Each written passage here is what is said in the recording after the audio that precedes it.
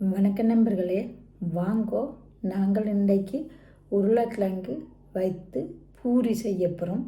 அது எப்படி செய்கிறான்னு நாங்கள் பார்ப்போம். வாங்கோ, அதுக்காக தேவையான பொருட்களை இப்போ பார்ப்போம். உருளைக்கிழங்கு பூரி செய்வதற்கு உருளைக்கிழங்கு எடுத்து வச்சுக்கிறேன், மாவு எடுத்து வச்சுக்கிறேன். அதுக்கு தேவையான உப்பு, எண்ணெய் பொரிப்பதற்கு எடுத்து வச்சுக்கு. 1/2 கிலோ உருளைக்கிழங்குக்கு 1/2 கிலோ மாத்தான் நான் போட பொடி செய்கிறேன். வாங்கோ பார்ப்போம்.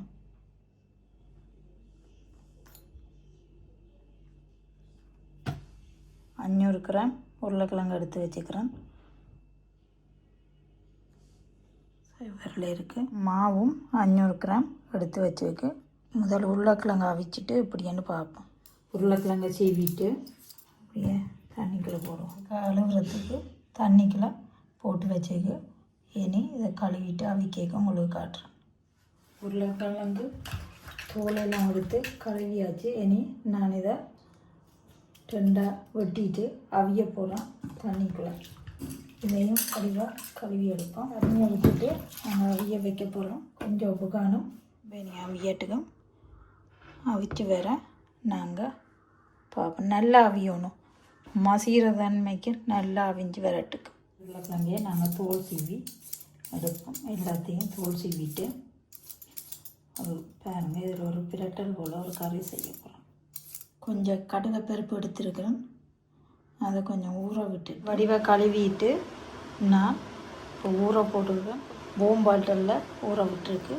சாதுவான சூட்டு தண்ணியில் உருளைக்கிழங்கு இனி வெட்டுவோம். உருளைக்கிழங்கு அவிஞ்சு கண்டு வருது, நல்லா அவியட்டும். அதுக்கு பிறகு ஆட்டுறோம். நாங்கள் உள்ளி எடுத்து வச்சுக்கிறேன், ஒரு வெங்காயம் எடுத்து வச்சுக்கிறேன். இனி உருளைக்கிழங்க கழுவி தான் வைப்போம். இப்படியே சின்ன சின்ன துண்டுகளாக எல்லாத்தையும் நம்ம வெட்டுவோம். வெங்காயத்தை வெட்டுவோம். வெங்காயத்தை தோலை செய்து தண்ணிக்குள்ள போடுவோம். அதே போல் உள்ளி, வெங்காயம், தக்காளி பழம், உள்ளி எடுத்து வச்சுருக்கு. அதையும் நாங்கள் சின்ன சின்ன துண்டுகளாக வெட்டுவோம். அதில் வெங்காயத்தை வெட்டிட்டு தக்காளியும் சின்ன சின்ன துண்டுகளாக வெட்டுவோம். உள்ளியையும் சின்ன சின்ன துண்டுகளாக வெட்டுவோம். உருளைக்கிழங்கு, கடலைப்பருப்பு, வெங்காயம், தக்காளி பழம், உள்ளி எல்லாம் வெட்டி வச்சுருக்கு. இனி உங்களுக்கு நான் சமைக்க காட்டுறோம். அடுப்பில் ஒரு சட்டியை வச்சுட்டு எண்ணெயை நாங்கள் விடுவோம். எண்ணெய் கொழிஞ்சுது. இனி நாங்கள் இதுக்குள்ளே உருளைக்கிழங்க போடுவோம். எண்ணெய் விட்டுருக்காங்க நினைக்காதீங்க, இதுக்குள்ளே சேர்ந்து பூரி பொரிக்க சரியாக வரும். உருளைக்கிழங்க நாங்கள் நல்ல வடிவாக பொரித்து எடுப்போம். உருளைக்கிழங்கு நல்லா பொரிபட்டுட்டு இனி நாங்கள் இறக்குவோம். அடுப்பில் ஒரு சட்டி வச்சுருக்கு. இனி நான் உருளைக்கிழங்கு குருமா செய்யக்கூடும். எப்படி வந்து எண்ணெய் விடுவோம். பொருள் எடுத்திருக்கிறேன்.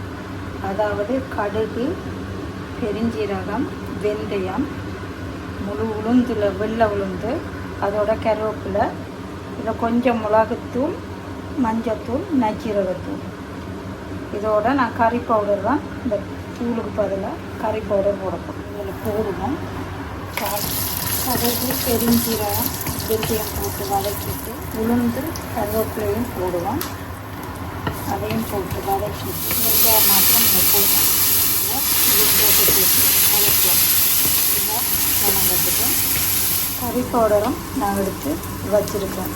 வெங்காயம் வதங்கிட்டு இனி நான் தக்காளி பழமும் உள்ளியையும் போடுவோம். தக்காளி பழம் உள்ளியும் வதங்கட்டும்.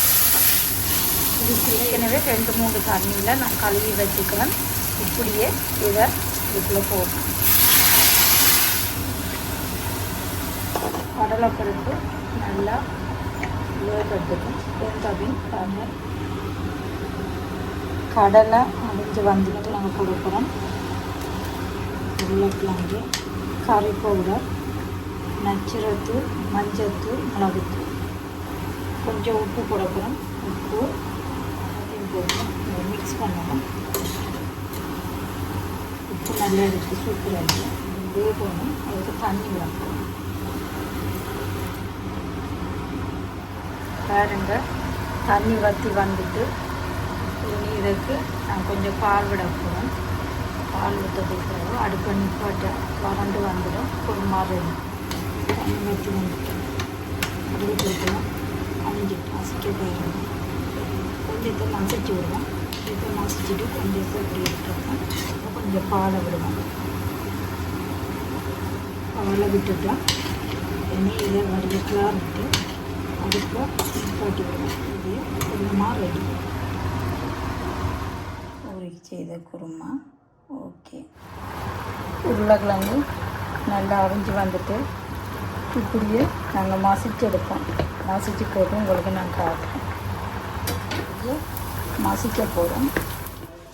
நாங்கள் உருளைக்கிழங்கு நல்லா மசிப்பட்டுட்டு நல்லா மசிச்சாச்சு. நாங்கள் பூரி செய்கிறத பார்ப்போம். முதல் பூரிக்கு குழைப்போம். மாவு எடுத்து வச்சுக்கு அதுக்கு கொஞ்சம் உப்பு போடுவோம். உருளைக்கிழங்கு தேவையில்லை, மாவுக்கு மாத்திரம் உப்பு நான் போட்டிருக்கேன். உப்பு நல்லா மிக்ஸ் பண்ணுவோம். உப்பு ஓகே. உருளைக்கிழங்குக்கு நாங்கள் உப்பு போட்டு அவிச்சு விடுவோம். இதையும் இதோட போட்டு மாசிப்போம். அப்படியே உருளைக்கிழங்கு மாசிச்சு இதுக்குள்ளே போடுவோம்.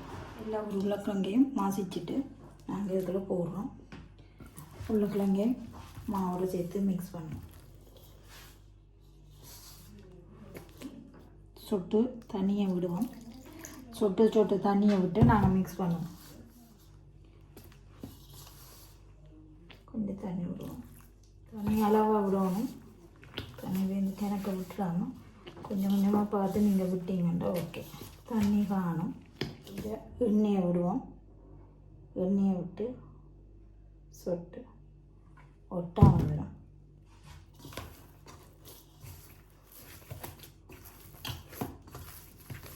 அதுக்கு குழைப்போம்.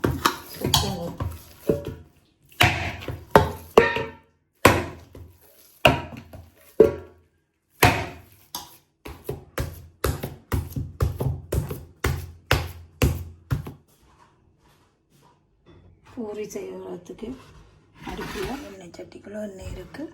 எண்ணெய் கொதிக்க நாங்கள் பூரிக்கு கொஞ்சம் மாவு எடுப்போம். இந்த மாக்கானம் எண்ணெய் பூசி இருக்குது. கோப்பில் இப்படி தட்டுவோம். பூரிக்கு நாங்கள் இப்படி தட்டுவோம். எண்ணெய் கொதித்த வேறு நாங்கள் இதை போடுவோம். கொதித்து வரட்டுக்கும் நாங்கள் திரும்பவும் பூரியை தட்டுறோம். எண்ணெய் பாருங்க இப்படி தட்டினா பொங்குவேன். பூரியை பொரிச்செடுப்போம். இதை போடுவோம். போடுவோம். அதனால் இப்படியே அது தள்ளி விட்டு பொங்குவோம். இப்படியே எடுப்போம். எடுத்து இந்த வடிக்க வச்சா எண்ணெய் வடியும். திருப்பி விட்டுட்டு 2 நிமிஷத்தில் வரைக்கும் சரி பாருங்க எப்படி பொங்கி வருதாங்க. உருளைக்கிழங்கு தானே இப்படி தான் பொங்கி வரும். தான் வரும்.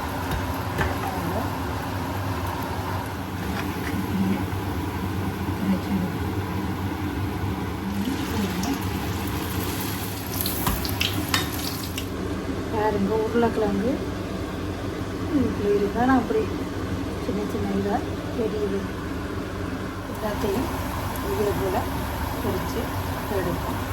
எல்லாம் பொரித்து எடுத்துட்டு உங்களுக்கு இந்த எண்ணெய் வடிக்க வச்சுட்டு இதை பேருந்து நாங்கள் வெள்ளை டிஷ்யூ பேப்பரில் போட்டுட்டு தான் எண்ணெய் எடுபட வைப்போம். பூரியை நாங்கள் எடுத்து வச்சுக்கிறோம். ஒரு வெள்ளை பேப்பருக்கு கீழே எண்ணெயெல்லாம் வடிவாக இதாண்டட்டுக்கும். இனி நாங்கள் இதை எடுத்துட்டு உங்களுக்கு காட்டுறோம். பூரி இப்போ சுட்டு எல்லாம் எடுத்தாச்சு. எப்படி இருக்குன்னு பாருங்க பூரியை.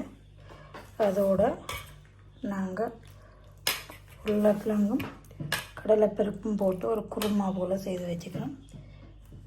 இதுதான் எங்களுடைய இந்தியா சாப்பாடு. இப்போ நான் சாப்பிட போகிறேன். பூரி எடுத்து வச்சுக்கலாம். குருமா பூரியும் குருமாவும் சாப்பிட்டு பார்ப்போம் வாங்க. இப்போ நான் பூரியும் உருளைக்கிழங்கு குருமாவும் சாப்பிட போகிறேன். எப்படி என்று சாப்பிட்டு பார்த்து உங்களுக்கு நான் சொல்கிறேன்.